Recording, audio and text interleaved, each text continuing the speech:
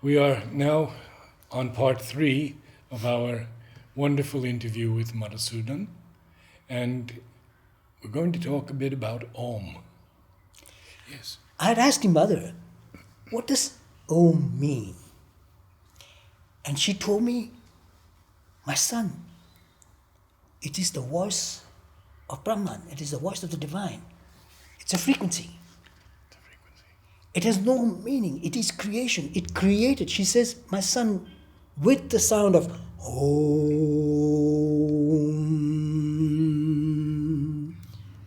What the Americans call the Big Bang, because Americans like everything that has to do with noise. Sorry, Narad is an ex-American. The divine philosophy of India explains the creation and says it was the sound of Om that created this universe. So Mother said, my child, Om created the universe, and so when you repeat the mantra Om, you become one with the energy of creation, which is the divine. And through that medium, it created you, and through that, you can rejoin again the origin. Om creates Madhu, matter, molecules, and everything came after that.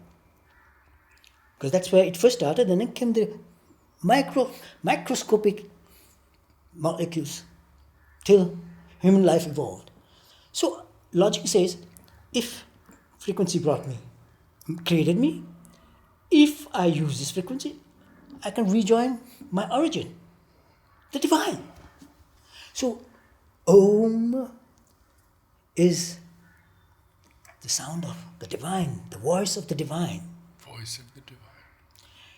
And they had done an experiment somewhere, I think in the United States, where they took a huge membrane, very, very thin skin, like on a drum, so that it vibrates. They put very fine sand on it. And then with loudspeakers, they created the sound, they repeated the sound, Om.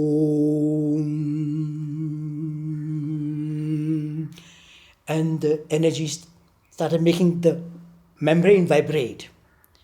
And when it ended and the sound stopped completely, you could see on the sand the symbol of Om. Yes. Imagine. And I tell my patients who understand these things to repeat for Indians and so on, also those who have practiced yoga or I don't know what, to calm them, I say use. Otherwise, Amen is a derivation of Om. Amen. It helps them. They're Christians. And I tell them, just use it and you become calm. So, Om is something essential when you are agitated, when you are anxious. Use the mantra of Om. Combine it with something beautiful like Om Namo Shri Ma. Om Namo Shri Ma, Shri Shiva, Shri Aurobindo, Sharanam Mama. I bow down to you, Mother and Shri Aurobindo. You know? And things like that, we automatically create this frequency which created you as a spirit, the sound. So then you become absolutely one with the Mother, with the Shri Aurobindo, with the divine. And in the process of spirituality, I think it has been a very important instrument for spiritual disciples and students of spirituality. No. When did you leave the ashram? When did you last see Mother? Oh, I came several times. Let me tell you my departure, my last meeting with the Mother, and about an episode that came before that thing. While preparing to leave, there was a lady who came from North India, Mrs. Sondhi. I wish she's still there. I don't know where she is. And if she is, I hope she sees this video and she hears that I love her dearly, my Auntie Sondhi. She was a devotee of Mother and Sri Aurobindo here in the ashram. She was visiting and so on. She said to me, my son, you're going to Germany for studies. I want you to make me 2 promises before I give you my blessings. Because I believe in the blessings of our elder. But I even believe in the blessings of the children. And I said, yes, my aunt. What can I promise you? She says, 1, that you will not drink alcohol. So I had not even thought about all these things. But while she was saying this, you should not drink alcohol, to make this promise, straight away I thought about the mother, that I have to ask her this question. I said, my aunt, I promise I will not drink any alcohol. She says, and second, promise me that you will not eat meat. So I said, yes, my aunt, I promise you, and she blessed me. I straight to the mother, because I had the right to go. And I said, Mother, I met my aunt Sandhi, and she made me make 2 promises, and I made those promises even without really meaning it, in the sense that I will or I will not, because I wanted to ask you first. She says, what is it, my child? And as always, she's laughing as if she knows, and she knew. She knew. She was far too smart for me to hide something from her. And this is the whole problem, because there'd be a lot of things I would do, Mother, if I could fool you. There's no chance. So I said, I asked her, she told me not to drink alcohol and not to eat meat. And Mother looks at me and says, my child, listen. First of all, for meat, you are very thin. You're going to Germany. It's very cold. You want to study physical education. So you must eat everything. You must eat healthy food. Eat meat. Eat what they serve you. And it's good for you because you have to put on weight. I was very thin at that time. As for alcohol, she says, you know, my child, Germany makes very good beer. And fresh beer is nutritive. She says this. I didn't even know what beer is. So she says, so drink beer. As for other alcohol, she did not say don't drink other alcohols like cognacs or whiskeys or vodkas. Something divine, really. That's why they call it spirit. Anyway, as for other alcohol, tu peux le laisser faire. You can let it be. She didn't say you don't, but you can let it be. Tu peux laisser faire. Now, at that time, if I had said this to my colleagues here, other students and so on, the mother told me, they would have really killed me, saying that that's blasphemy. Mother would never say something like this. But you see how tolerant Mother was. And how understanding of your body. Of body. And you're going to a different country. Yes. A cold country. Yes. And these are fantastic examples. The reason, and then things like what you taught me in my life. I'm one person, and perhaps the only person I know, because others might be doing it too, who do not try. I will never tell you, I will try to come. I will come or I will not come. Because if I say I will try, it means 50% chance I will succeed, 50% chance I will not succeed. And I'm so proud, I'm so arrogant over myself. I said, no, either you do it or you don't. So I say yes or no. And that Mother taught me. Why? Because I told you, I used to go to her, she used to give me 2 fresh tomatoes, and in a basket she put this egg. Yeah. And one day I forgot to bring the basket. So she says, my child, where's the basket? I said, I forgot because I was playing. Doesn't matter, she says. You take it in your hand, but make sure you don't break it. And I said to her, I will try to make sure that it doesn't break. She says, arrête mon fils. No. N'essaye pas. Do it. Don't try. Succeed. Do it. I said, yes, Mother. I will make sure it won't break. And since that time, I don't believe in saying I will try. Either I do it or I don't.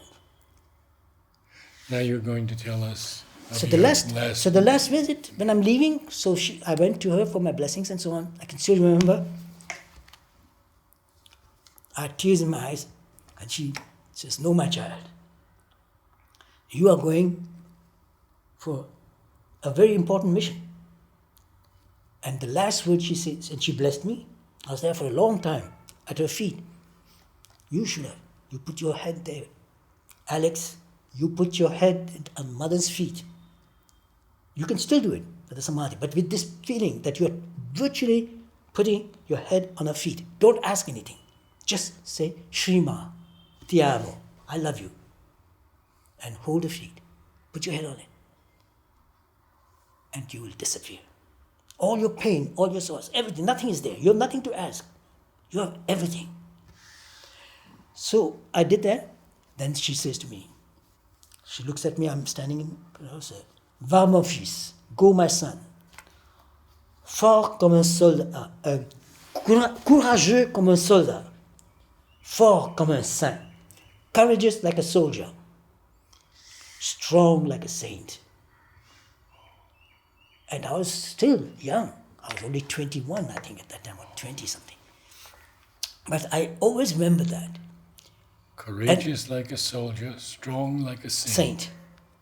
And when you go out of a divine paradise like this into this world outside, and you are talking today what all is happening in life, you can't imagine what that blessing of being strong and being courageous means.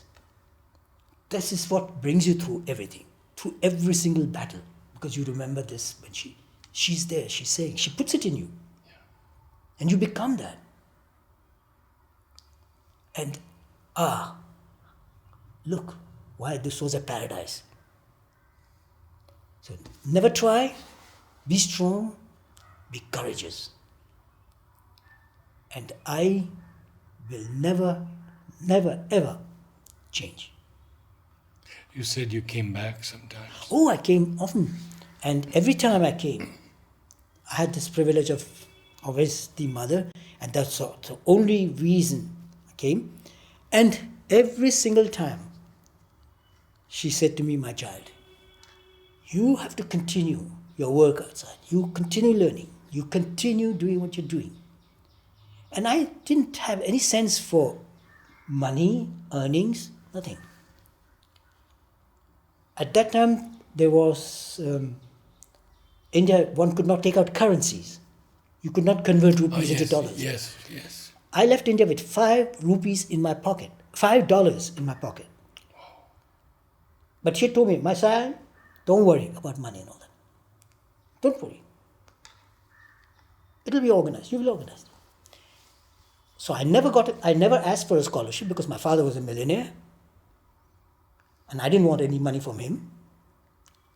I certainly didn't want to take money from the ashram. They need it for other things. And mother would have given me. She said no. She gave me this chain, and I've always worn this. This was the mother who put it around my neck. And she says, wear this. Keep this always with you. And she gave me a ring, which I don't have now, but she put it on because it broke. I took it. With a picture of hers inside. And she consistently reminded me that she's there with me, because I am very attached. I'm a very sentimental person. I'm very physical. I touch my patients. I like to caress children. I like to caress beautiful objects that can be touched. I don't touch everything. I love to embrace trees, and you feel the energy. And the interesting things, oh my God, Mother has said so many things, so many stories, so many interesting episodes. I don't even know where to start and all. But I used to come on a regular basis, and inevitably there were problems with fellow students and fellow people, because when I used to come, I used to train in the playground, the boys and girls, in physical activities, in sport activities. And so I had my my particular way and so on. So there would be conflicts, and Mother would always calm me down and always remind me that I have a mission. I have to give, I have to heal, I have to love. And I asked her, why is it that I have such a temper? Why is it that I get so angry? Why is it that I'm so rebellious? And she says, because you are here for a cause, the divine cause. And you need that energy to destroy the obstacles. She said, it is in you is born the energy of Shiva. You're born with the energy of Shiva. And so you have the power and the capacity through this particular energy of Shiva to destroy obstacles for the divine creation, divine work. And you can see that is why I succeeded without 1 cent of scholarship, because I never asked. I worked, I've swept floors for old ladies as a student to earn money to pay for my studies. I worked in the tennis bar, prestigious of Cologne, and I was the most beloved bar boy who'd serve drinks to all these rich people who played tennis and who'd give me tips which were 10 times what they had consumed because they loved me. And I paid my studies with things like that. And I never exaggerated with my eating and drinking. And even today, my preference is vegetarian food. But I say, when they ask me, do you eat everything? I say, I eat everything. If it's not moving, I will eat it. And back to this anger. Mother. Yeah, mother told me, you have to channelize this. She says, but don't lose it. She says, you can't. I don't want it. Because I told her, why don't you take it away? About my hands also, I said, mother, why don't you cut them off? Then I wanted, oh no, my child, they're for healing. And I said, why don't you take away this? Oh no, my child. J'ai pas besoin d'en enlever. She said, I don't need to take it away. But what? She said, because you will see, you will channelize. And so I am very powerful when I want to do something. Then it gets done. And I don't use it for personal prestige and power. I have no desire for powerful positions or fortune. And this also she told me, ne t'inquiète jamais. Don't worry ever, because you will always be provided. Just I will always provide you with everything you need. So now, even to this day, I have never worked for money. Matter of fact, it's a miracle how much I've studied. I was offered to take up a responsible position in Paris with the World Health Organization to look after Asian section of World Health Organization. And this through the contact of a friend of mine with whom I learned German in the Goethe Institute in Germany when I went. And his father was somebody very important. You speak German? Yes, fluently. Fluent. I speak fluent German, I speak fluent Italian, I speak fluent French and English. And his father was very fond of me. He was a very important person in Paris. And so when I was finishing my studies, my medical studies, it offered. So the doyen, the dean of the Faculty of Medicine, Dr. Jean de L. Mignon, fantastic man, divine person, a noble man. He was the dean of medical faculty. He says, my son, you are excellent in what you know and all that. If you are going to go and work after you finish for the World Health Organization, I know that you have no knowledge of administration and management. And that's true. I did not know what debit is, and I did not know what credit is. I really did not know. And so on. So I said, that's right. So he says, you should take courses in business administration and management so you understand what administration is, management is. So believe it or not, here's mother's child who was good for nothing. I also have an MBA, Masters in Business Administration. But it has helped. But it did mother's work. I decided not to go for the World Health Organization because, again, my rebel spirit, I don't want to be dominated by anybody or anything. Not even by my own weaknesses. I don't want to be dominated. This is why I don't want to possess anything. Because I don't want to be attached. Because then I become dependent. So it's not your spiritual dimension of you people who are sannyasis and sadhaks who renounce everything. I renounce everything not because Mother and Sri Aurobindo have taught me something. It's because of a very egoistic reason. I feel free. If I possess something, then I have responsibility. And if I lose it, then I'm attached and I suffer. And I don't like suffering. I'm too lazy to suffer. So he said, learn. I have not still, and I have it helps me in my work. I've helped big corporations. Very, very important. Because I understand what management and business administration is. I'm not at all interested in money and profit making. But they invite me to help them solve their problems. And again, this is this integral approach because I want them to be healthy also physically and emotionally, psychologically. Because a healthy working population produces better, the quality is better, the productivity is higher, and the rate of absenteeism due to illness is reduced. So it's also good for the company economical objectives. Sure. So it makes sense that when it's an integral approach that helps them not only plan well, business strategies, but also look at this dimension of these strategies cannot be fulfilled if the population that does it, the workers, are sick and unhappy, if they are sad, if they are suffering. And I know so many managers with heart problems, with problems of nervousness because of the tension. And then they come to me, they not only are transformed, they perform well physically and health-wise, but they also become different. They're nicer to the employees. And I know that people are mean to others because they're afraid, basically, to lose power. And I don't want power, so I can be mean because I got angry with you for something, but I don't hate and I have no enemies. So it helped me. And mother told me, très bien mon fils, il n'y a pas de problème. Whatever you do it, it'll come. But I said, mother, why don't you tell me exactly what steps, which career? Mon fils, you have come with it already. Why do I have to repeat it? So you can see why I used to get angry with her. Because she would not explain. Because she didn't see the need to. But she had also the reason that when it comes by itself, you become aware. When the situation comes, you see you have the capacities. I want to ask you something very special. Monsieur, And that's about your contact with Sri Aurobindo at any point in your life. physical contact was only at darshan time, where I insisted on a smile from him. I told this to the mother, and she says, "I know. I'm always witness to it, because then I used to take more time than everybody else, which was unacceptable because everybody just. I don't know why they were afraid of Mother and Sri Aurobindo.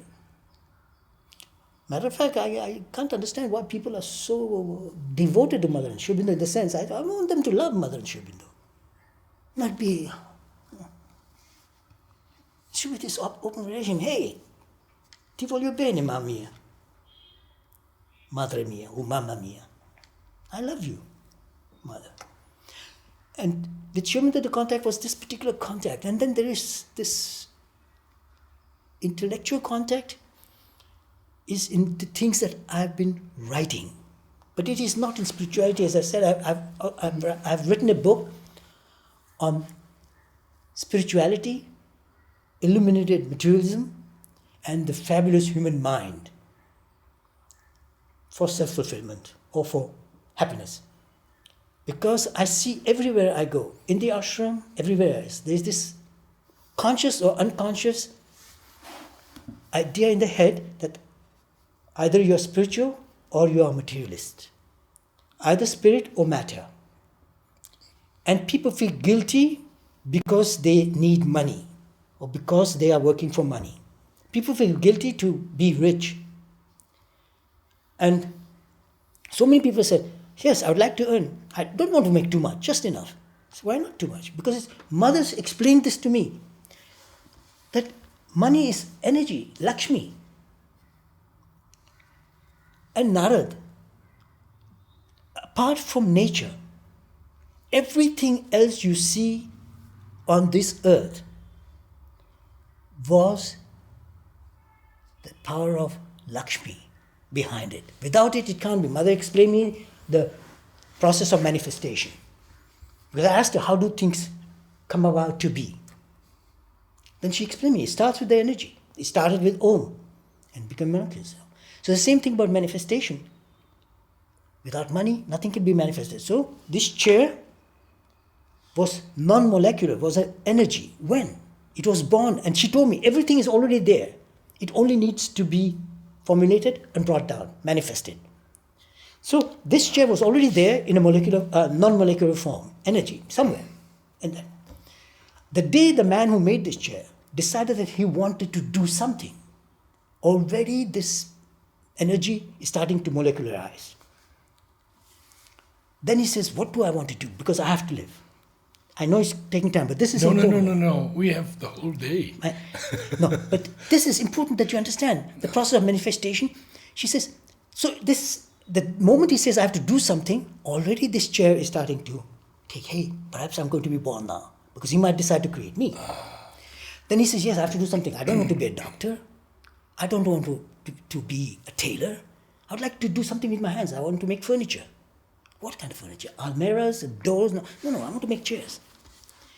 The more he thinks, the more this chair becomes Formulate itself. Yes. Till he starts even visualizing. He has visualized it precisely.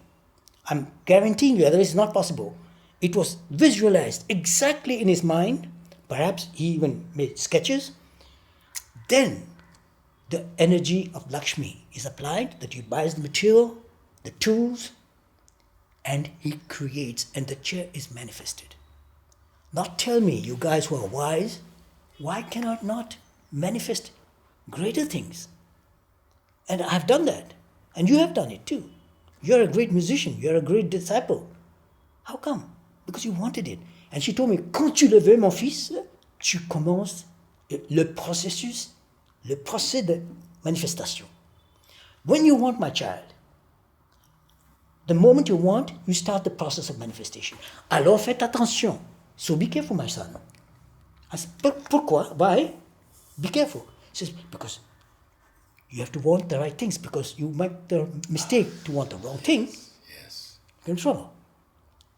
And believe me, it happens. Can I give an example? Yes, please. I was a student in Boston, young. So perhaps you should ask me later what mother had said about sex, because this is something to do with sex. But nothing scandalous. I come from the university in my little car, Volkswagen, with all my books in it. While I'm taking out the books, it's a broad avenue, And where was this? In Boston. In Boston? Yes. Okay.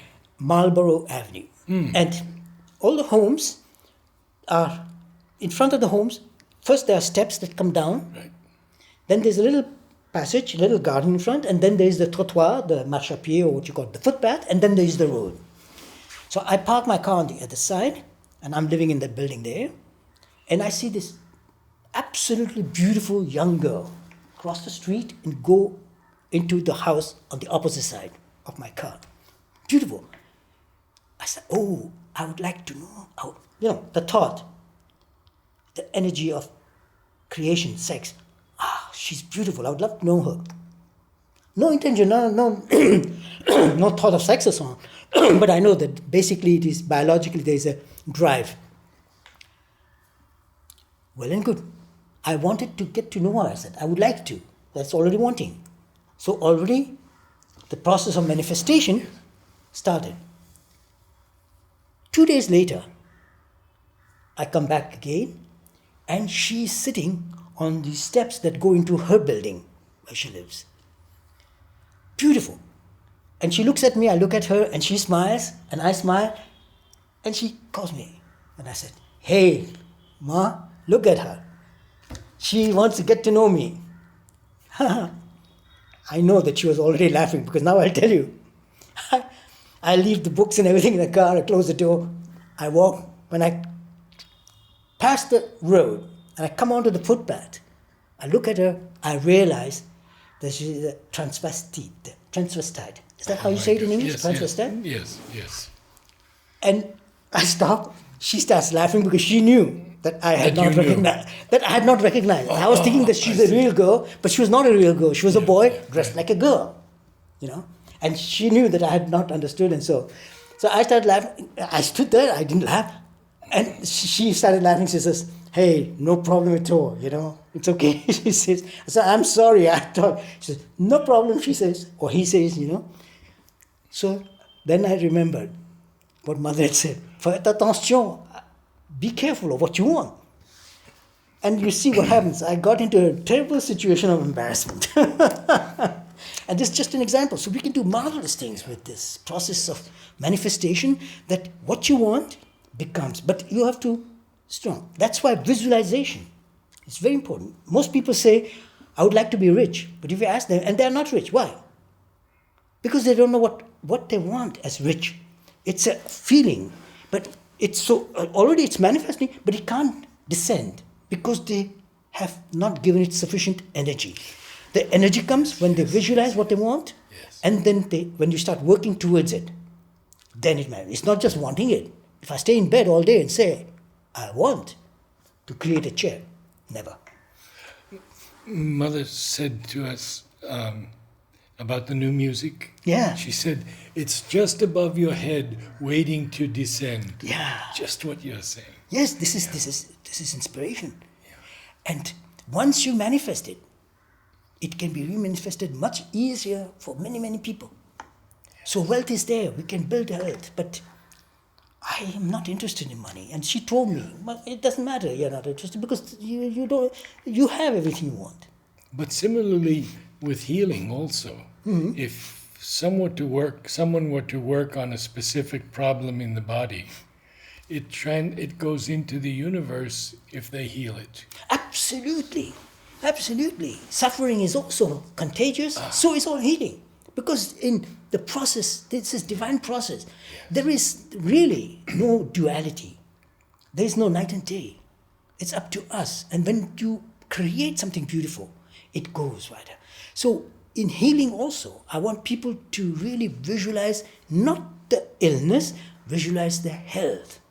And when they say Om Namo Shri Maha, you become Shri Maha, or Om Namo Shri, or just Om.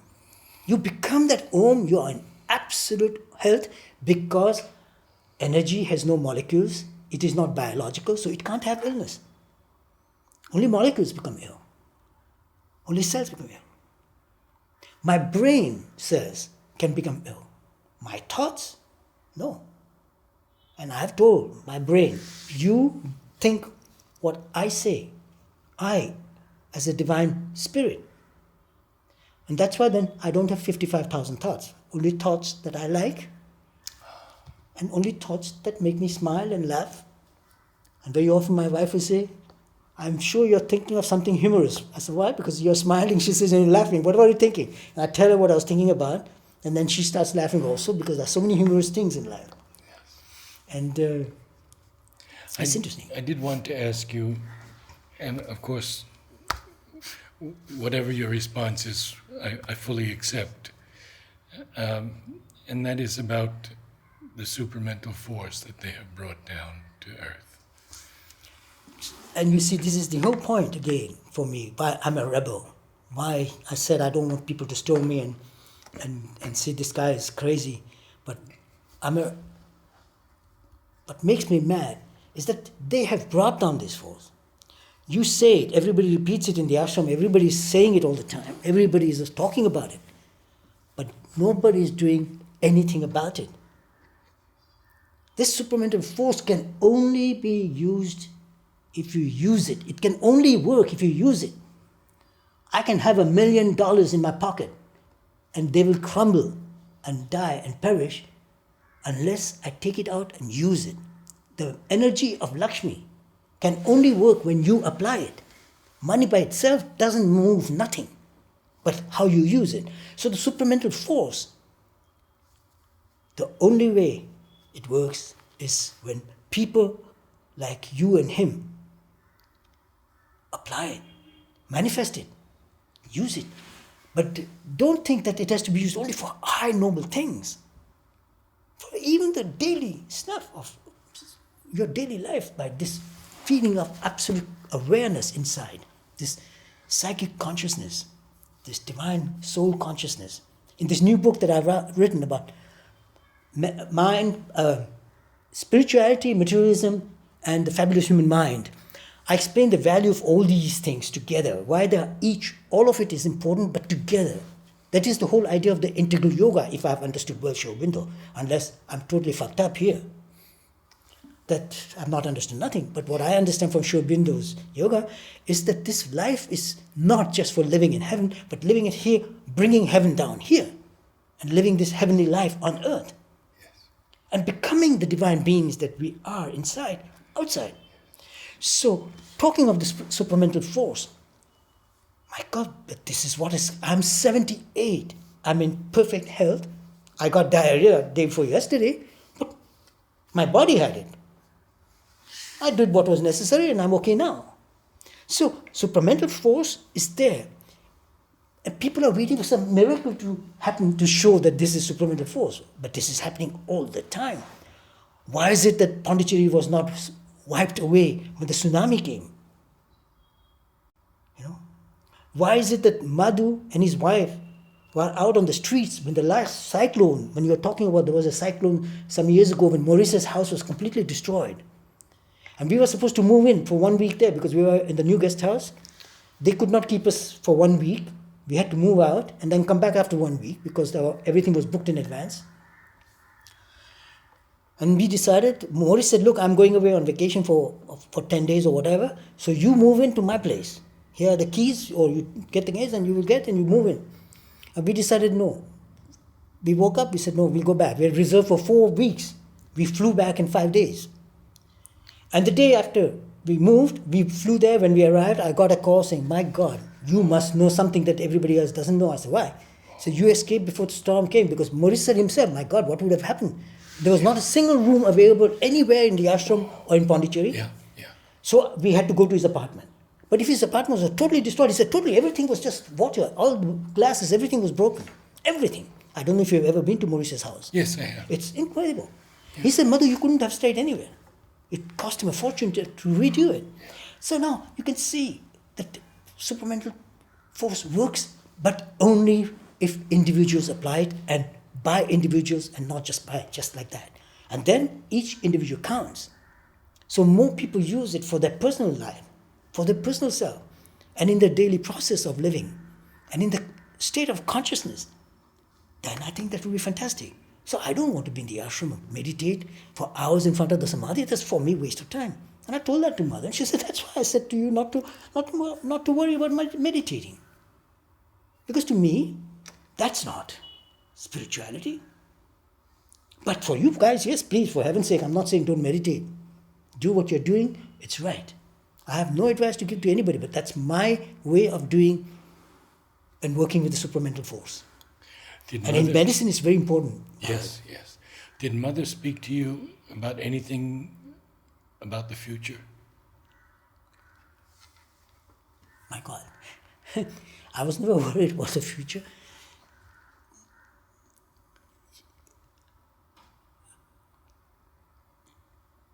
The discussion of the future was always between the rapport of Mother and me. And because she had told me that she brings me, every time she comes and she needs me, she brings me along. And so I said, now that we are here, what happens when you depart physically? You asked her that? Oh, yeah. And she says, my son, same procedures as every time. And you will continue. And when the time comes, you decide to come. You have to decide when you want to leave, and you will decide when the time comes. I said, how long? When do you think? She says, my son, you have a mission. And when you have completed the mission, you will know. And then you decide, and you come back, and I'll be with you, and then we will see what next happens. Now, this is blasphemy, perhaps, but what do you want me to do? People will say, well, you're telling all this is nonsense. Okay, it's okay for you. It's all lies and nonsense, perfect. But if I can be happy with my lies, why not? So I don't need to lie. The reason I don't lie is, again, because I'm very egoistic. I reflected very deeply, and I said, I can fool the whole universe, every human being. I can fool even the divine and convince him that I'm saying the truth. But there's one problem. I know one person that I could not convince, and that's myself. So I said, then I don't have to lie. when you first left the ashram, How do you feel that Mother guided you in those early days when you had left and you were studying? I was so busy that I didn't have, and I suffered so much. Suffered in the sense suffered. For me, money was only for using. So I never knew how to save money. I know another young man who does the same. He goes, he works for a few months and come back to spend here, to live here, and then when it's finished, he goes back and works. I'm talking to you, my friend Alex. That's beautiful. So I was so busy surviving, in the sense, I have passed months living in a small room under a roof, which was the cheapest place where I could find to stay, which had no heating, no insulation, in German winters. So I had to wear gloves at night to read my book or whatever, with a small lamp and a little small heater that stingy lady who was very stingy, she had put, Mrs. Fleschenberg. But I didn't have time to talk to mother or to pray or meditate and say, no, I have to study, I have to work. So I did work. I spent times when I was doing my degree, even hungry, eating for breakfast, for lunch, and for dinner the same thing, peanut butter sandwich, which was the cheapest I could afford. And for luxury, on the weekend, on Sunday, I will have one bag of tea, with which I made at least 2 or 3 cups. But that's luxury. But otherwise, only for breakfast, only peanut butter and bread. Lunch the same, the dinner the same. And when you are living like that, you have no time to think or pray to God, because you say, hey, stop praying, work and do something to solve the situation, because I knew he won't come.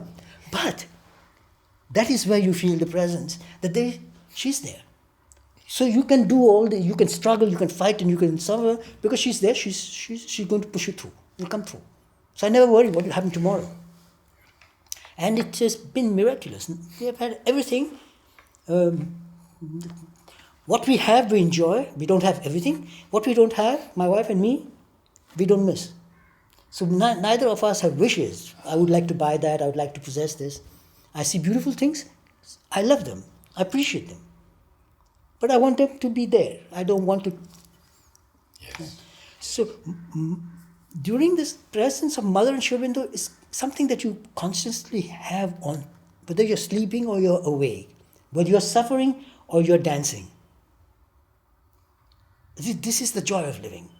Because even in the hard time, which is not enjoying, when you are really cold and hungry, and you have to pass exams, and I did more subjects at the same time than most average students did, to the point that the dean had once called me and said, are you crazy, Madhu? Because you fall through one subject in medicine, you have to restart the whole damn program all over again. In my specialization and all that. I said, no, I have no time because of shortage of money. And my wife, she worked for the first 8 years that we got married, but after that, I studied and worked and did everything. And she has always, I'm talking about the mother, she's always somehow organized that there was enough that this guy won't perish. What divine creates, not even man can destroy. And that is how I feel the presence of Mother and Sri Aurobindo. There are no special moments. There have been moments. One incident's very interesting, and that's also miraculous. I was invited by patients in Rotterdam. So I arrived from Canada by air to Amsterdam, and I had rented a car. So I was driving with the car early in the morning. I'd flown all night. I was driving early in the morning, very early, on the highway, very fast, alone in the car. It has never happened to me. I do not know what happened. I know, Mother had always said, awareness, my child, be conscious. But somehow, I fell asleep. And the car went off the road. Very 100 150 meters down the down the mountainside with trees, forests. The moment it went off, and I woke up, and I saw all these trees going by me, and the car going through at that high speed. And then it came to a stop like that. There was no possibility for me to get out easily, and even after I got out, they had to help me. 5 people came and so on. The car, a couple driving behind, saw what happened, so they phoned. The miracle is that there was not a scratch, not only on me, but this car was completely covered with leaves of the plants, of the grass and everything that was growing there in the forest. It could have hit a tree, then I would have died. It would have been destroyed. It could have hit a rock or something. They pulled out the car. It was full of dirt, earth, and the windscreen and everything was completely covered with these petals of these high grass and plants. Because there are plants, they got crushed, but they did not destroy the car. They pulled out the car with cranes and everything. It was a rented car. And I said, now let's see what happens. I have to talk to my insurance if there are damages or something. Nothing. They washed it. There was not even a scratch on the car. Not even a scratch on a car. Everything perfect. And somehow everything was organized that I reached Rotterdam to give my conference and do my work. So if these are not moments of grace, and very interesting, so I wrote saying, thank you for being present at a time when I was not present. Because it's true, I was not present. Can you end with some humorous remembrances, perhaps, of your times with Mother or in the ashram? You've told us so many things already, but I think there are still a few more. Oh my God! Let me think. What humorous? Because we have to laugh. No, because we have to laugh, and the mother always laughed, and because my life in the ashram was one stretch of joy and humor. It was never this serious yoga of meditations and painful yogas and asanas and all that. Everything was just a joy. And as I said, Mother had this beautiful sense of humor to explain to me when she says, that you left the evidence of what you stole and everything, and that's why you're caught. That's the mistake you made. And I said, next time I won't make the mistake. And she says, no, next time ask me. That's the best. They say, you won't make the mistake. But she never scolded, and she never, I can't remember ever Mother disciplining somebody. At least I can't remember. I don't know if others have said. But Mother never threatened. Mother never used menaces, this or that. Mother always explained. And not always. And when she didn't explain, I know that I used to get very upset. Oh, one little story. It is humorous also. There are 3 girls in the ashram, my colleagues. We were the same, we were in the boarding. Tarulata, Kokila, and Purnima. Purnima is the sister of Tara, who is in an ashram in Delhi, Johor. The Yes, Johor I know family. very well. A beautiful family, lovely family. And I was also to them very close to the Johor family. Oh. Yes. There was a time when I used to eat every single lunch there. I used to be in the boarding, but I used to At go to their lunch. house? Yeah, with Tara, she would take me to her house, and my mother used to cook fantastic Punjabi food. I used to call her Masi Ji. She used to cook fantastic. The mother of Tara cooked divine. Anyway, too bad you people are not there. So these 3 girls, the youngest sister of Tara, Purnima, Kokila, and Tarulata. Oh, Kamala. Tarulata, you don't know. She left ashram a long time ago, as a young girl already. So all 3 they were together, and they went to the mother, and they said to the mother, Dusma, we want you to give us a new name. So mother looked at them and said, Do, Re, Mi. So they were very proud, and they said to everybody, we have a new name. I'm Do. She said, I'm Re, I'm Me.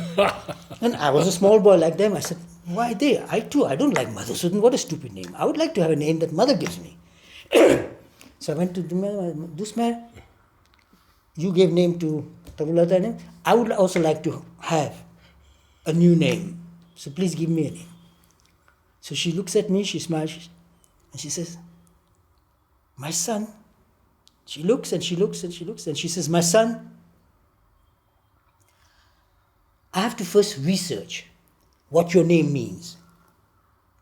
And already my frustration and anger and impatience goes in me.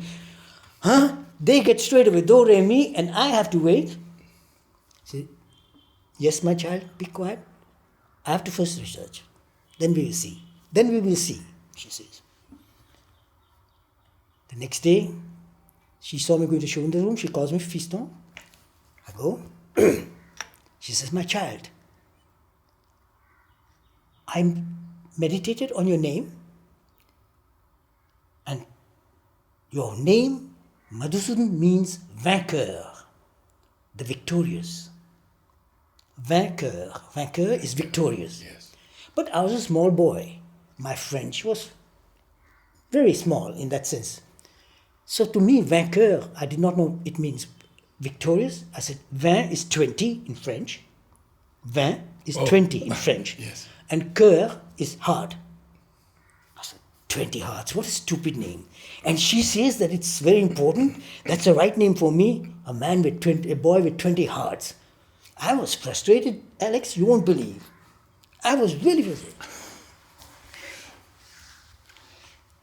Then, it dawned on me much later, many years later, when my French became much better. I said, what a stupid fool I am. Vainqueur means the victorious. So I talked to the mother and I asked her, I said, Doucement, is that true? Vainqueur means victorious? Mais sûrement, mon fils, c'est toi. I said, yes, my child, that's you, victorious. Not that it meant anything, but at least it's better than 20 hearts. So those are the little episodes of mother, how she was with us children, how she was different with each child in the sense that she gave each child what they needed. And all she got back from me was a lot of work and a lot of questions. No, she was very patient. Vainqueur. Victorious, one who overcomes. I think that's a wonderful way to end our interview Don't today. listen to what I said, but don't do what I did. Just do what Mother and Shovinda tells you to do. Thank you.